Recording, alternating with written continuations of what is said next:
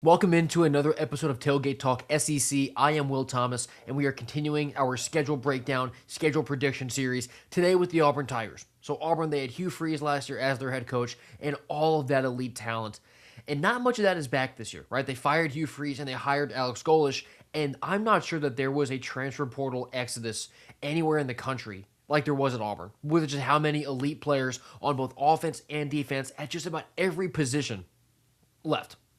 Right, and now look, Golesh, to his credit, he brought in a lot of good players. A lot of them came from his USF squad last year that was, near the top of the American, beat Florida on the road. So they're not bad football players at all. The question is, are they SEC caliber football players that are going to be able to elevate their game and immediately click and be able to execute at a level that is required at the University of Auburn? Right, because the expectations at Auburn are significantly higher than where the teams have been in the past few years. So I just before we get into the schedule here, I am a pretty big proponent of Alex Golesh was a good hire at Auburn. I do believe that's an exciting one. He's back in the SEC. It's one that I do think is going to work out. We'll see what it looks like in this first year with him. But let's just go straight through the schedule right now. In week one, Auburn does play Baylor in Atlanta because games on campuses apparently are dumb. But they play Baylor here after being at Baylor last year where they won. They get them now in Atlanta. I've got Auburn winning this game. I think they go back-to-back over the Baylor Bears. They do have Bryson Washington. Auburn does as their running back, who was Baylor's starting back last season. So it'll be a fun little storyline to watch. And I just think that with, the juice around Alex Golesh, I think without, any degree of tape on what this offense is going to look like at Auburn, even though it is going to be pretty similar to USF's, it will obviously be a little bit different in the SEC and with some different personnel in certain places. I think that that's going to be a little too much for Dave Aranda and the Bears. And Baylor's also breaking a new quarterback. They're breaking in DJ Lagway, who obviously has all those reps from his time at Florida, but it's his first time with the Bears, with that scheme, with his new teammates, and in the Big 12. So I think even though both teams have a good bit of new, I'm inclined to trust Auburn a little bit more in this spot. So I'll say that Auburn gets a win over Baylor there in week one to start off the Alex Golesh era 1-0. Then in week two, they host Southern Miss. That's a win. Auburn will be 2-0.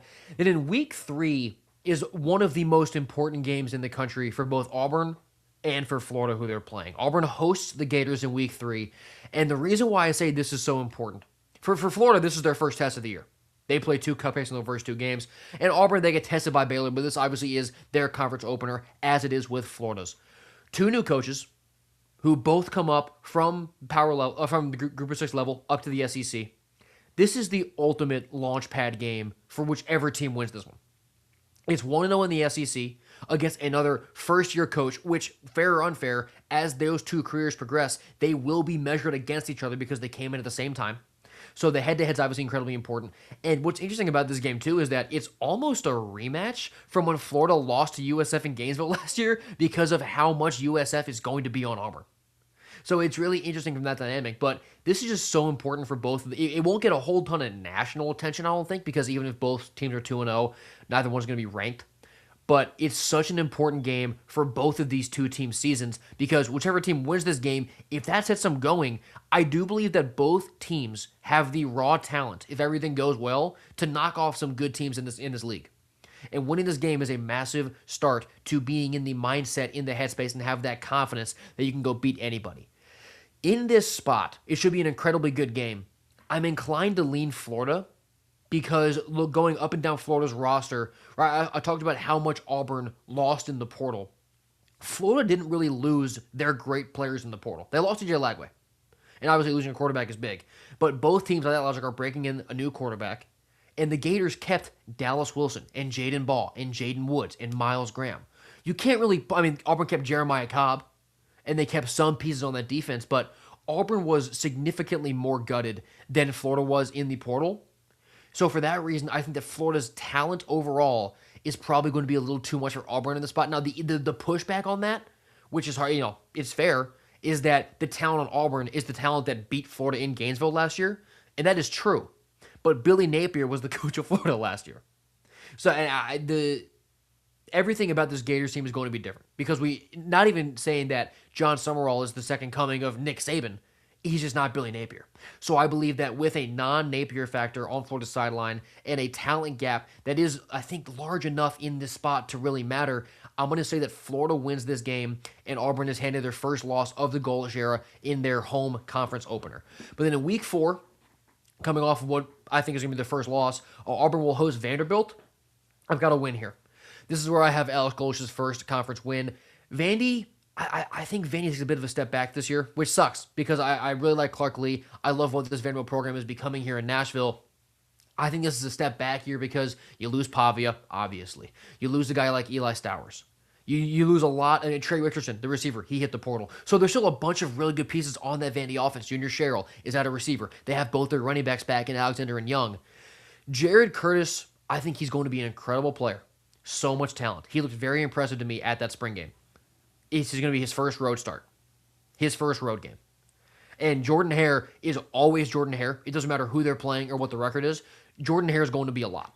So for that reason, I think Auburn, with the continuity that they have, it's more continuity than Vandy has, I think. Even though they're all new to Auburn, they're not new to each other on offense. So I think that Auburn's continuity on offense, plus the home field factor here, will help them get a win over Vanderbilt here in week 4. So I think they'll be 3-1 here going into week 5 when they travel to Knoxville to play Tennessee Vols on the road. This one I kind of think is the reasons why I think Auburn beats Vandy are the same reasons why I think Auburn loses to Tennessee. I think the environment's going to be a little bit too much for this Auburn team going up. For a lot of those players, it'll be really the first time they've seen something like this, like Neyland. So I got the Vols. The Vols this year, their offensive talent is explosive. They're also going to be breaking in a new quarterback. But at this point, it'll be week 5. They'll be at home. And I think that Tennessee's defense under Jim Knowles is really going to have a big turnaround. So I think Tennessee's going to have much less holes this year. Auburn, I'm really in wait-and-see mode to see what their holes look like. So I'm going to go with Tennessee here in week 5 to get a home win against Auburn, moving Auburn to 3-2 as they head into their week 6 bye. Now, that game against Tennessee, that was the beginning of a 4-game stretch here that is just brutal. Going through these next 3 games for Auburn, I don't know what anyone in the country's record would be against these teams. But in week 7, they go to Georgia. I've got a loss there for Auburn and Athens. I think that Georgia is just kind of, with the way it profiles this year, just kind of Auburn 2.0. Right, I mean, they're just stronger. Kirby Smart, I like him over Alex Golesh at this point. So I think that Georgia just at home, they're just going to lean on Auburn and get a win there. So Auburn, at that point, 3-3. Then in week 8, Auburn hosts the other Tigers, or one of the other Tigers, in LSU. Now, at this point in the season, what's going into my prediction with this game is that I think that LSU, I'm a little less high on LSU this year than most people are. So I think that at this point by week 8, LSU is going to be in we can't lose again mode. Like, that's going to be their mentality. We can't afford, I think they'll have 2 losses at this point. So they're going to be, we can't lose. We need to go beat up on a team that is less talented than us and that we know that we can beat. So if LSU is desperate, even though I have my fair share of questions about LSU, I kind of have them about Auburn too. So I think that LSU is able to beat Auburn in sort of a desperation spot in week 8 there. And in week 9, Auburn hits the road to go to Ole Miss. Now, it's kind of the same thing with LSU. Ole Miss might not be back against the wall mode, but they're definitely going to be in the middle of their playoff push with a home game against an Auburn team that at this point, if what I say is right, which it probably isn't, but which at this point, Auburn can have a losing record. It's a game that if you're Ole Miss, you just can't afford to lose if you want good playoff positioning and SEC race positioning. So Ole Miss also, just like it's a have to win a game, even though there's not much pressure on you, like in terms of your opponent. But I think that Ole Miss is just too much for Auburn there as well. So that's 4 straight losses that I have for Auburn over this just brutal stretch of 3 or 4 on the road at Tennessee, at Georgia, at Ole Miss, with that home game against LSU mixed in. And then where the one pick on this schedule that I don't feel super good about is this next one. They host Arkansas in week 10. I currently have this down as a loss, and the reason that I do is because of what I just talked about with that previous stretch. At Georgia, LSU, and at Ole Miss. That is, I'm not sure there's a more physically grueling, 21-day period in the rest of the SEC this year. I'll have to look. But that is one of the most physically demanding, grueling, especially if you do lose all 3 of those games for Auburn, I think that just drains you. And Arkansas is in a spot this year where, under another first-year coach in Silverfield, they have some talent. I don't think they win many games. I think Arkansas is going to be just totally okay this year. But I think that Auburn, just by being worn down by the other 3 games, and at this point, really struggling with momentum, this would be at this point, they had 5 losses at this point. I'm worried that they lose another game to Arkansas here just because they're drained. they're out of it. So in week 10, obviously, if we get to this spot, and it's like at this point in time, I've gone 9 for 9 with Auburn, and then they beat Arkansas regardless, it would not be surprising. But I'm at a point right now where I think that this is a spot where Auburn just kind of limps into that game and Arkansas gets a win on the road. But then week 11, they go to Mississippi State. Now, you could throw back at me like, oh, if you're saying that they're going to be so beat up, so drained, so tired, they'll just carry over. That doesn't really apply when you've already had your bad loss that stems from your fatigue and being worn down. If they do lose this game to Arkansas, when they go to Mississippi State in week 11, I have them winning. Because this Auburn team isn't, off the rails potential, I don't think. I think they have enough talent. Obviously, the coaching staff and the players, it's new to Auburn, but a lot of them are familiar with each other. So I don't think that you really see a spiral off the rails, lose the locker room situation. So I think that Auburn in week 11, when they go to Starkville, they will beat Mississippi State to get back on track. And then week 12, they host Samford. That'll be a win. That'll be their 5th win of the season. So then they're 5-6 heading into the Iron Bowl when they go to Tuscaloosa. It's on the road this year for Auburn. They go to Tuscaloosa to play Alabama. Bama's a team who I'm going 10-2 this year. I have them going back to the playoff. And Auburn, look, the Iron Bowl is weird. So there's really almost no point even trying to predict it the week of the game, nonetheless doing it in May. But I've got a loss here for Auburn. I just think Bama's going to outmatch them. They'll be, in my predictions, they'll be 9-2 at this point. Will the Crimson Tide, so they'll have a home game in the Iron Bowl to effectively push themselves into the playoff.